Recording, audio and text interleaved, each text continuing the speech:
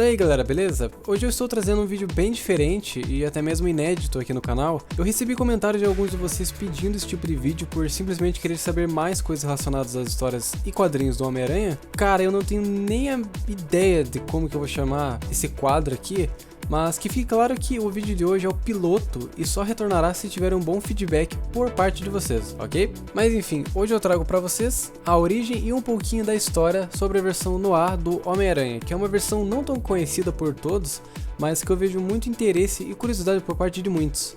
Ok, estamos em 1933, que seria 4 anos após a quebra da Bolsa de Valores, e Nova York está passando por praticamente uma depressão. O crime organizado é uma das únicas coisas que consegue manter uma estabilidade nessa época. A Bolsa de Valores, pessoal, ocorre durante a Primeira Guerra Mundial, que quando a economia norte-americana estava em pleno desenvolvimento, as indústrias dos Estados Unidos naquela época produziam e exportavam em grandes quantidades, principalmente para os países europeus, mas isso começou a mudar no final da década de 1920. Com a diminuição das exportações para a Europa, as indústrias norte-americanas começaram a aumentar os estoques dos produtos, já que elas não conseguiam mais vender como antes. Grande parte dessas empresas possuíam ações na Bolsa de Valores de Nova York, e milhões de americanos tinham investimentos nessas ações também. Sem querer me alongar demais no assunto, e para concluir isso também, em outubro de 1929, houve uma correria de investidores que pretendiam vender suas ações. O efeito, cara, foi simplesmente esmagador, pois as ações se desvalorizaram fortemente em pouco tempo. Pessoas que na época eram ricas passaram para a classe pobre, isso da noite para o dia. O número de empresas que chegaram à sua falência foi simplesmente enorme, e o desemprego também atingiu praticamente 30% dos trabalhadores. Antes mesmo de alguém me criticar por estar contando essa parte da nossa história mundial, isso vai ser um meio de você entender um pouco da história de hoje. Mas a história desse arco realmente começa com o assassinato de Jameson.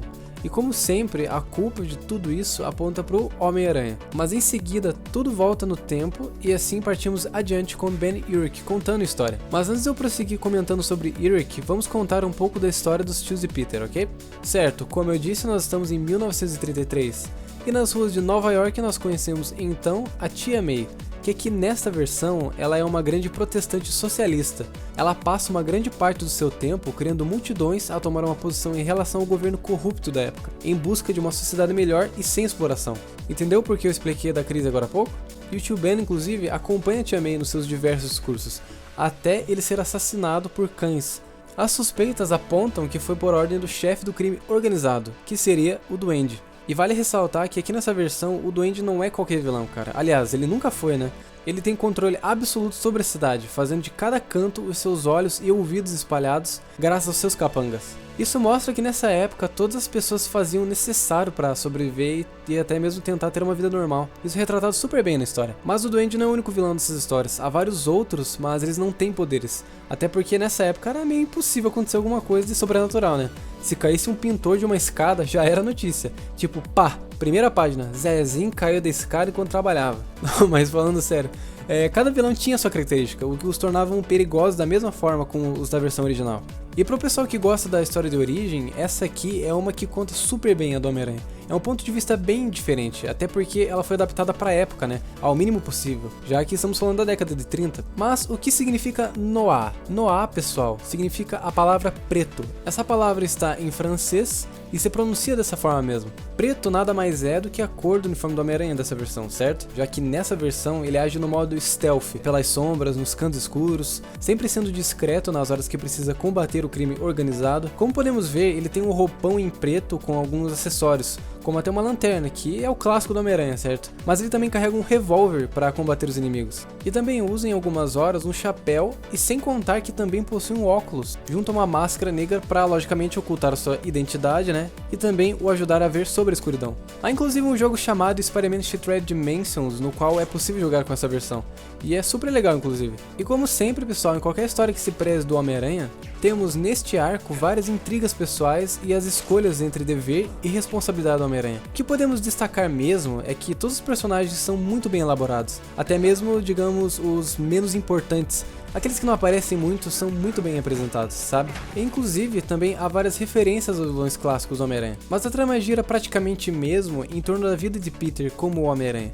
O que começa com uma busca pela verdade, acaba como um desejo de vingança para Peter. Quem construiu o roteiro desse arco foi David Heine, que nos mostra diversas pontas soltas, mas que conforme o tempo, ele consegue concluir o enredo de uma forma digna e aceitável, até porque ele deu uma nova visão sobre diversos vilões que nós conhecemos. Uma coisa que eu sempre vejo os leitores dizerem é que os desenhos que Carmine fez não conseguiram fazer jus à história, já que ele não conseguiu representar o clima noir, que eu já expliquei pra vocês que seria esse clima escuro e sombrio. Outra coisa que vários leitores também criticaram são as expressões dos personagens, que muitos disseram até que simplesmente parecem bonecos, sem muitas expressões, ou pior, cara, se apresenta alguma emoção, são de forma extremamente exagerada. Poucas coisas parecem fluir natural, segundo essas pessoas. Mas isso, claro, de forma alguma compromete essa história, até porque todos têm a sua própria opinião.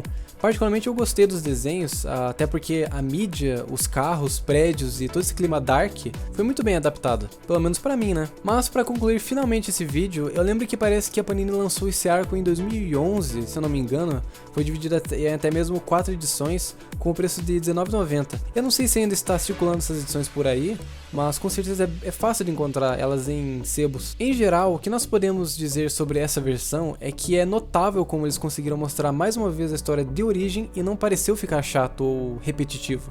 Com certeza nós podemos caracterizar a versão Noir uma total reinvenção do Homem-Aranha. Bom, mas para concluir mesmo, caso vocês queiram ler essas 4 edições que eu citei agora há pouco, há um link na descrição desse vídeo que você poderá ler elas online. E depois, quando você terminar, me conte o que achou, ok? Bom, então, esse foi o primeiro vídeo sobre algumas versões do Homem-Aranha a pedido do inscrito Alex. Se depender do feedback de vocês, nós teremos mais vídeos assim, conforme o tempo, certo? E não se esqueça de deixar seu like e favorito. Mas então era isso, fiquem conectados para mais informações.